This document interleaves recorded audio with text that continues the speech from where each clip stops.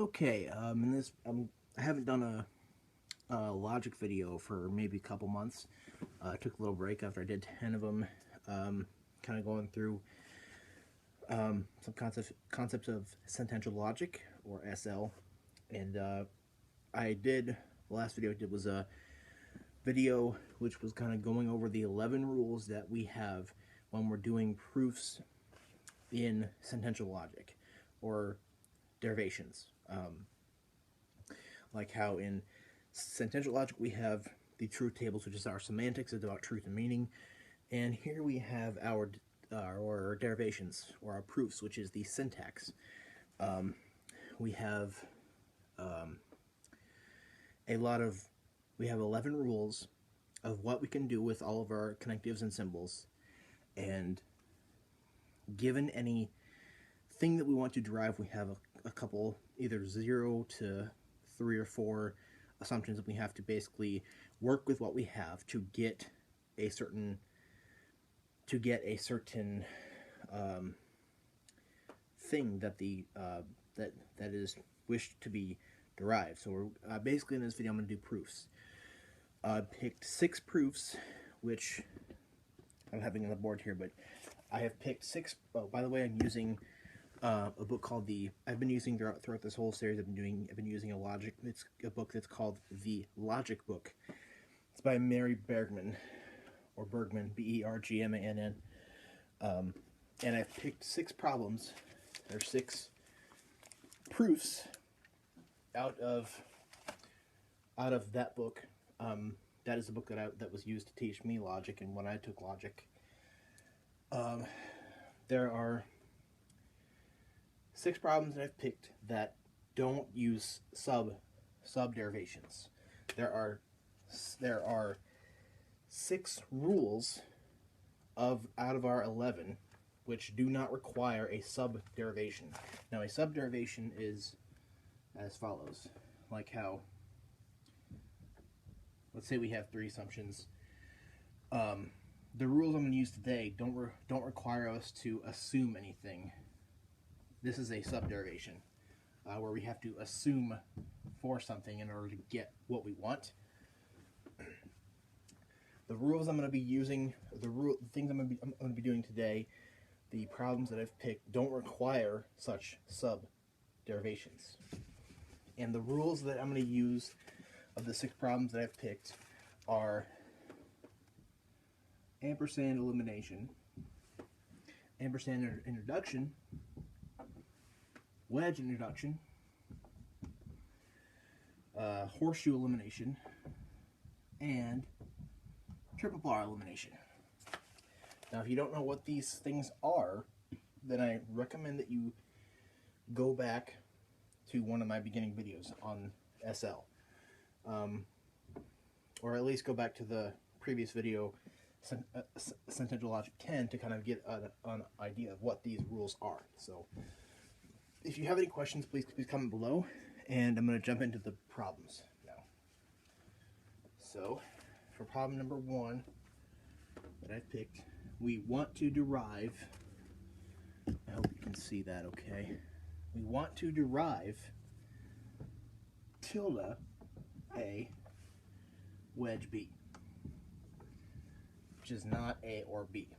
So what we're going to do is make our typical line, and not everybody uses scope lines, but I do. I like to use scope lines, and the scope line is as follows. This is a scope line, and if we had a subderivation, then we would have scope lines. Not everybody uses that, but this is the way I was taught to do logic. So we have 3 things which are given to us with which we need to work with to get that. First thing we have with which we need to get that is, damn it, I'm trying to see if I can't get that closer so you can see it better. We have a horseshoe bracket tilde B horseshoe tilde A wedge B bracket. And then we have C triple bar A ampersand tilde B. Then we have tilde D ampersand C. And then what you do is this over here is going to be where we put, when we're gonna use these three things to get this. And when we put something in line 4 in all the other lines, we have to put something out here which shows why we can do that. But these three are assumptions that are given to us. So what we do, we just go ASS for assumption. So what do we do here? And I know that if you don't know anything about doing this, it's going to be a little bit difficult, but I think the best way to learn how to do this is to just do it, or for me to like just do it and show you how this is done and how you do this. But luckily we don't have to do any subderivations for these 6 problems. So what we can do is, if we have a ampersand, we can just take one of these off. So what we'll do is we'll take C. And why can we do that? Because of line 3, ampersand elimination, and it's that easy, just because if we have a ampersand, we can just take that and just have it. And a triple bar elimination is if you have this part, or if you have that part, then you have the other part. And we have C. Since we have C, we also have A ampersand tilde B. And why can we do that? Because of lines 2 and 4, triple bar elimination. A triple bar elimination is pretty simple. If we have this, then we have this. And if we have this, then we have this. And since we had C, we were able to get A ampersand tilde B. And what we can do is take A from line 5, ampersand elimination. And since we have A, we have tilde B horseshoe tilde A wedge B. And that's because in a horseshoe, or a conditional elimination, is that if you have this, then you have this, but not the other way around. If you have A, then you have tilde B horseshoe tilde A wedge B. And since we got A, then we got tilde B horseshoe tilde A wedge B. And that's by the reasons we can do that is because lines 1 and 6, horseshoe elimination. And then see this here, A ampersand tilde B. We can take tilde B right off of there from line 5, ampersand elimination. And since we have tilde B, we have tilde A wedge B. And we can do that by line 7 and 8, horseshoe elimination. And then now we finished it. We've got what we wanted. That is what we wanted. We wanted this. And I was taught to kind of put this at the bottom, QED, which means this thus proven or whatever, I forget what. You don't have to do that, but that's just showing that we got what we were asked to derive. And I put D here just because that's what we want from this. Okay. We're going to go on to problem 2. Hopefully, if you need to pause that, you can.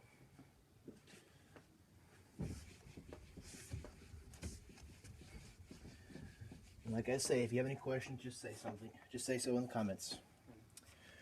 Alright, the second problem, we want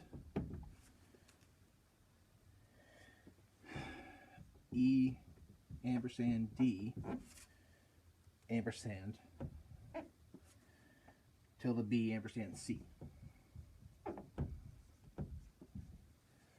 So we're going to have to be doing a good amount of ampersand introductions here. And how ampersand introduction works is if we have E and we have D, then we can make E ampersand D.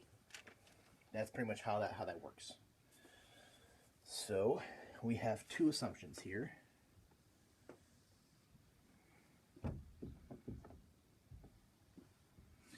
First we have tilde B horseshoe D ampersand E, tilde B horseshoe D ampersand E, and we have A ampersand tilde B ampersand C. Again, these are both assumptions.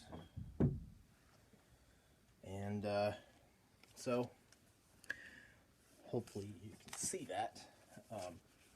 And again, we have two assumptions. We need to use this. We need to use what we have to get that. So, okay. What I would do first is I would take A ampersand tilde B, because we can't. It's line 2 ampersand elimination. Like I said, ampersand elimination is a pretty simple rule. And again, we're going to do that again. Tilde B, because we have ampersand D, then thus we have B. And that's line 3 ampersand elimination. And you'll notice we have tilde B, and up here, that means that we also have D ampersand E. And that's from lines 1 and 4, horseshoe elimination. Because since we had tilde B, that means we have that. If we have the antecedent of a conjunction, then we have the consequent. Alright?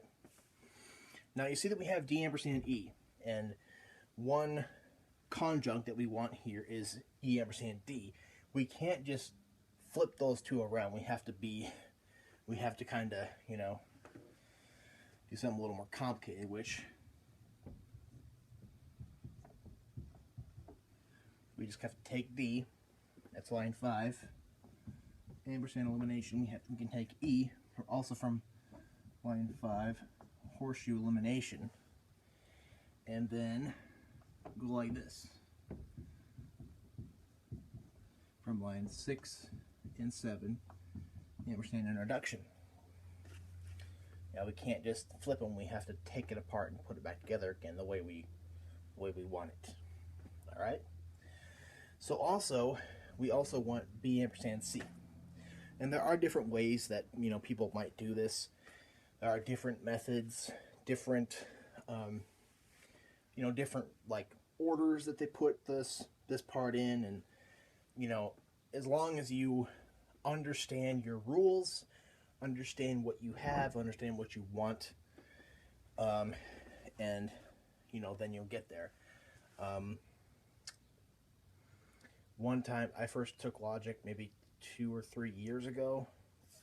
No, it was like more like 3 or 4 years ago, and I didn't really have these concepts down, and I kind of I just really didn't understand any of it, and kind of what a teacher of mine called word or letter salad, where you have a bunch of letters but you don't have an understanding of how you can do all these things. All right, now we have C. What we can do is we can just go C from line 2, ampersand elimination, because we can do that. And then we can go tilde B ampersand C, and because we have tilde B here, we have C here, so lines 4 and 9, ampersand introduction, and then we can do another ampersand introduction for line 11. E ampersand D, ampersand tilde B, ampersand C, and that we can do that because of lines 8 and 10, ampersand introduction. All right.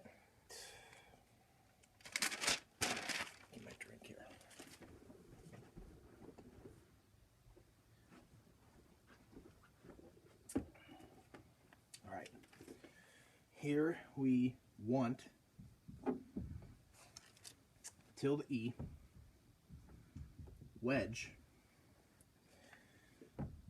G ampersand tilde F. Now notice we have a wedge, which is a disjunction, and I'm going to kind of get you into the stupidest rule ever, which is wedge introduction or disjunction introduction. Dumbest rule ever, just ever. Okay? We have two assumptions that are given to us. One is D triple bar C ampersand tilde E. The other one is F ampersand F triple bar D.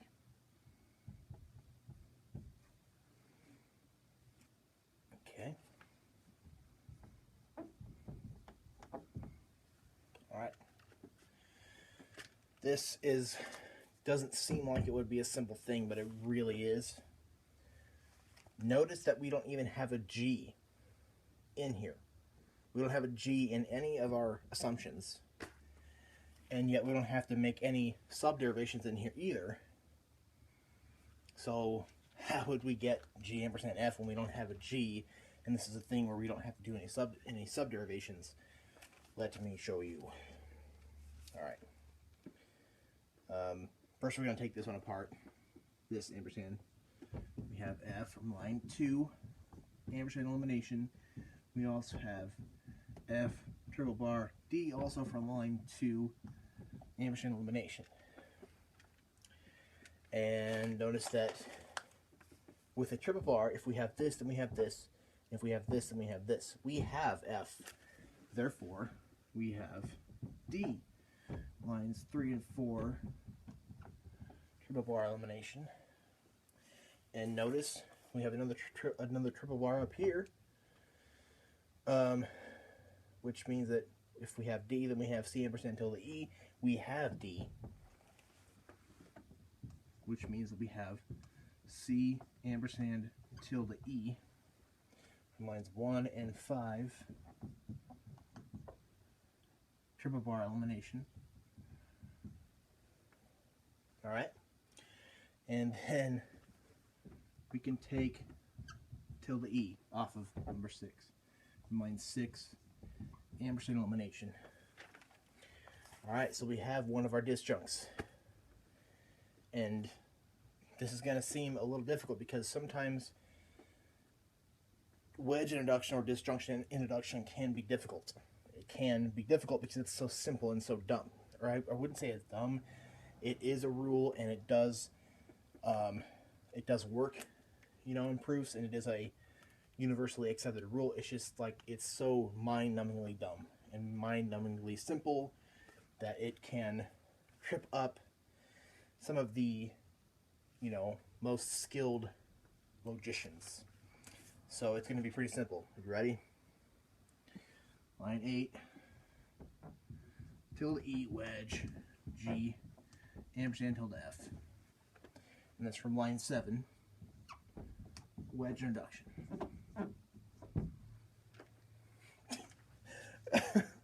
Recognize how simple that is, okay? A wedge introduction. Let me just kind of explain a little bit how the wedge introduction works. Let's say we have the common thing that people who learn logic are taught. We have this sentence, it is Tuesday and it is not Tuesday. Or no, we have the sentence, it is Tuesday or it is not Tuesday.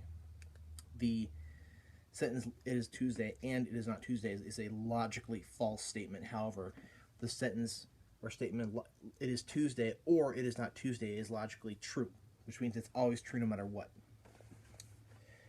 It is Tuesday.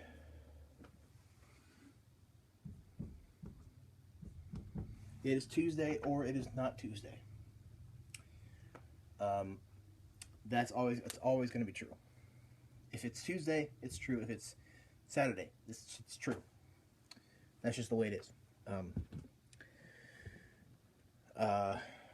So basically, how the rule of wedge introduction works is that if you have something that where you need a wedge, if your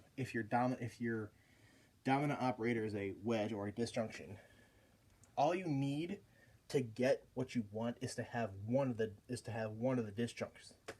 If I have one of the disjuncts, then I can just slap the other one on there no matter what it is, because it's always going to be true. It's the stupidest rule ever, although it is, well, the most simple one. And here, just because I had one of the disjuncts that was required, that means I had the whole thing.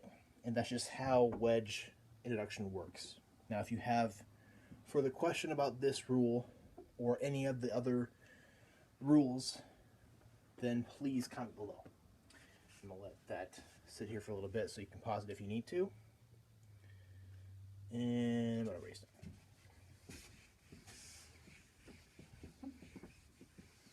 Okay. Moving right along.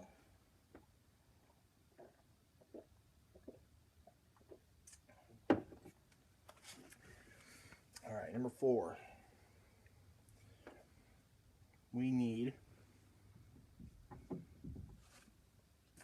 F ampersand until the G.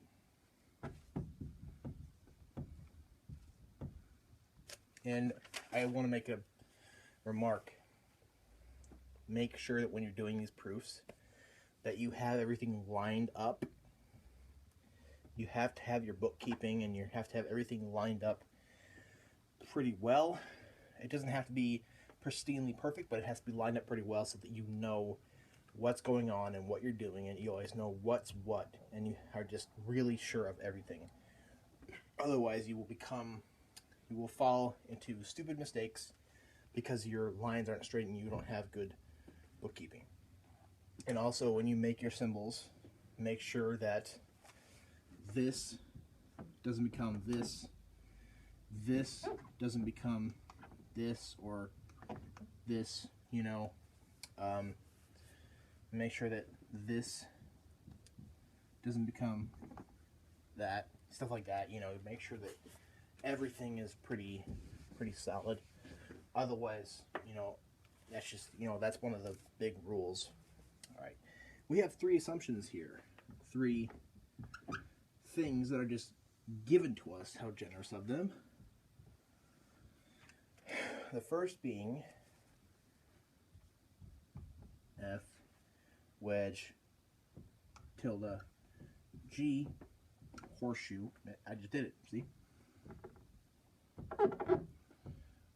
Horseshoe F ampersand tilde H.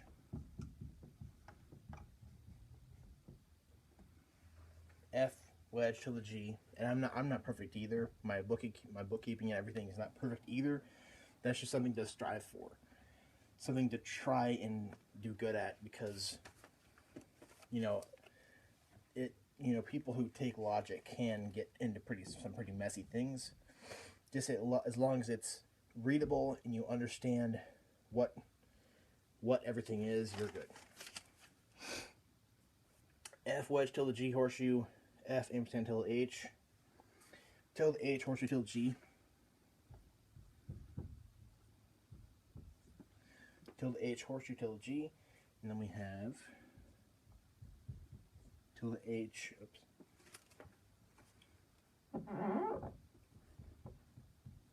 tilde H horseshoe tilde G, triple bar F. Alright, this seems like it's kind of complicated. Like, some of these things seem really complicated, but they're really not at all.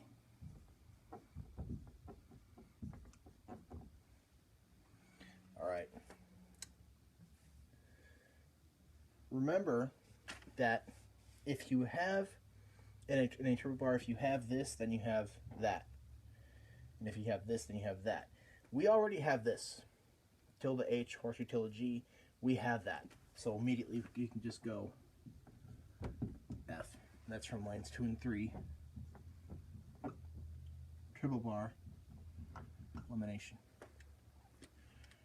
Alright, and we're going to use another stupidest rule ever kind of thing here. Since we have F, we can go, because we want to try and get this. We're trying to get at that so we can separate it. This consequent of this conjunction. We want this so that we can separate it. And then thus, if we have that, we have this. So since we have F, and so that therefore we want to try and have F wedge tilde G. And since we have F, like I said before, we have F wedge tilde G, and that's just line 4, wedge introduction. That's just, if we have one of the disjuncts, then we have whatever we want as the other disjunct. All right, we have this, therefore we have F ampersand tilde H, and that's from lines 1 and 5. Horseshoe elimination. All right, and then we can have tilde H because of line 6.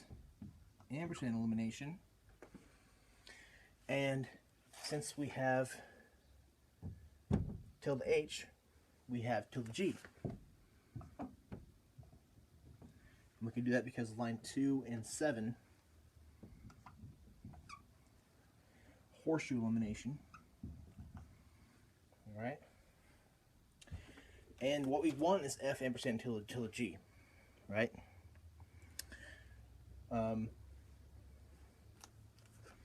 We have that because we have that right now. And that's because of lines 4 and 6, or 4 and 8, ampersand introduction.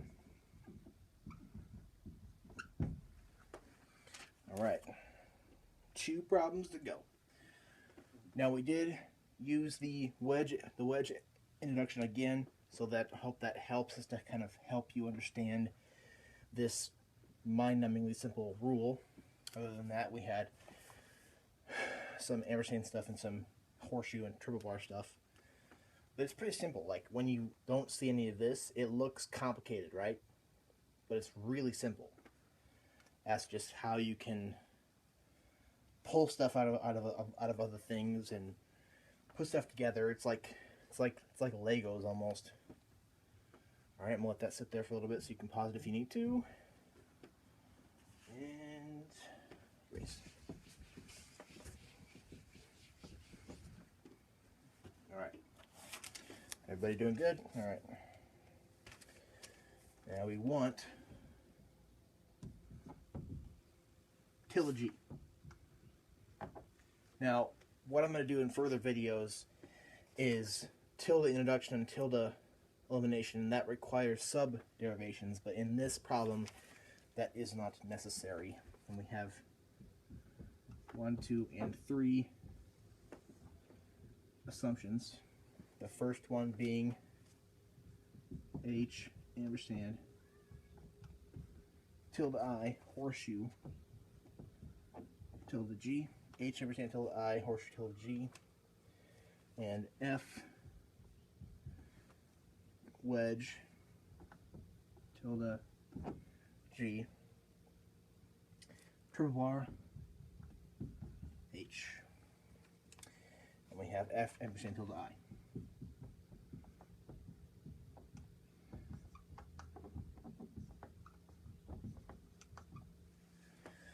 Alright, now what I like to do, I guess, generally what I like to do when I'm doing these, I like to just kind of look at things and kind of devise a plan.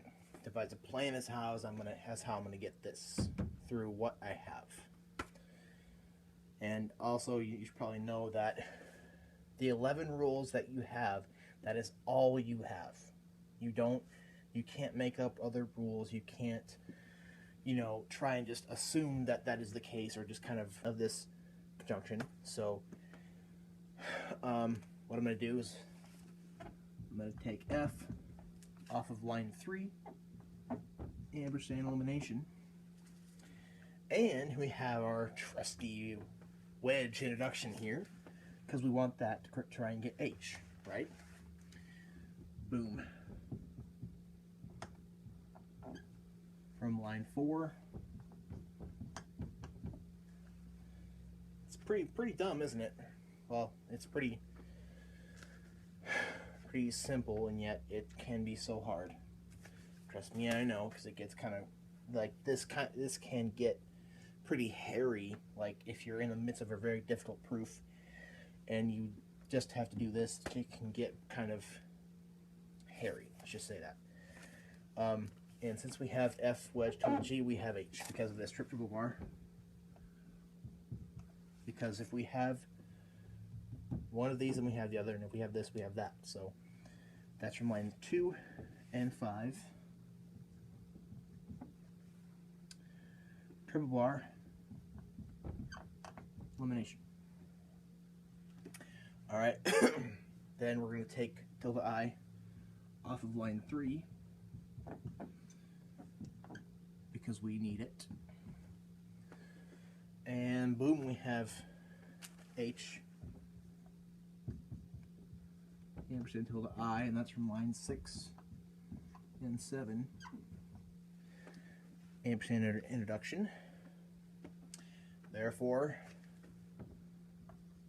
we have tilde G from lines 1 and 8.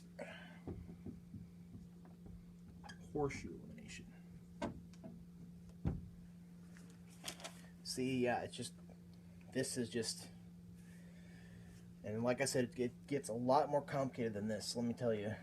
But this is just, you know, some basic non-subderivation rules.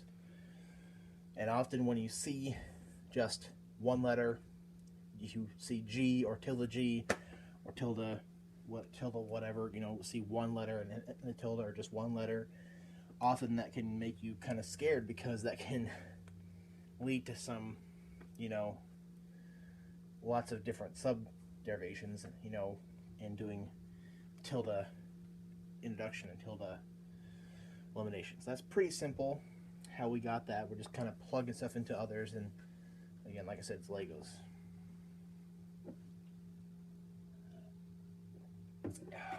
Alright, let's sit for a little bit so you can pause it if you need to.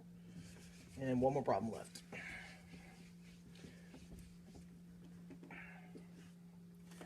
Alright, we need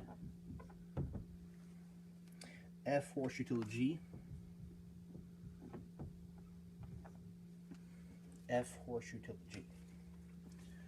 We have 3 assumptions.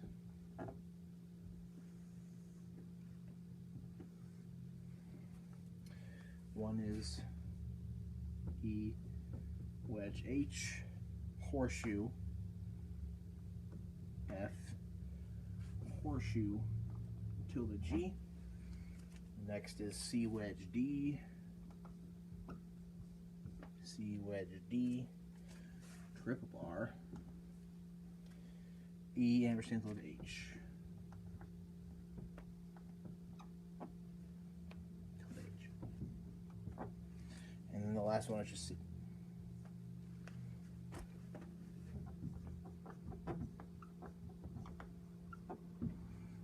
All right. And we want F ampersand G, and often when you see that, you're going to think about a conjunction introduction, which is a subderivation rule. Again, that's not going to be necessary here because we have everything we need to get that without any kind of without having to assume anything further. All right, so we have C, right? And which means that we can, because we want to try and get this, to try to get that, to try to get that, try to get that, right? It's just like plugging shit into other shit. So immediately we can go C wedge D from line 3, wedge introduction. And now we have one of this, we have this, which means we have that. E ampersand tilde H. That's from lines 2 and 4. Triple bar elimination. And let's take E off of line 5. Line 5, ampersand elimination. We're going to use the stupidest rule ever again, which means we have one of the disjuncts, then we have whatever disjunct we want. E, and I want H. E wedge H from line 6. Wedge introduction. And if we have the antecedent of a conjunction, which means we have the consequent, therefore we have F horseshoe. The G, and that's from lines 1 and 7. Horseshoe elimination. Alright. We use the wedge introduction a couple times here, which is good because I think it's good to, I guess, understand that rule early when you're doing these proofs, because and then if you kind of go into predicate logic, which I will get into after I finish, you know, I'm probably going to do like maybe 4 or 5 videos just doing these proofs, and then I'll get into predicate logic. But these are the basics, the most basic, the most easy of the 6 most easy rules out of the 11 that we have to deal with. So if you have any questions or anything you want to ask me or need help with anything, comment below, tell me, and I will respond, because whenever I have somebody who's asking me legitimate questions, you know, I get an email whenever you comment. So I respond if your comment is constructive. So thank you, and again, if you have any questions on this, just comment below.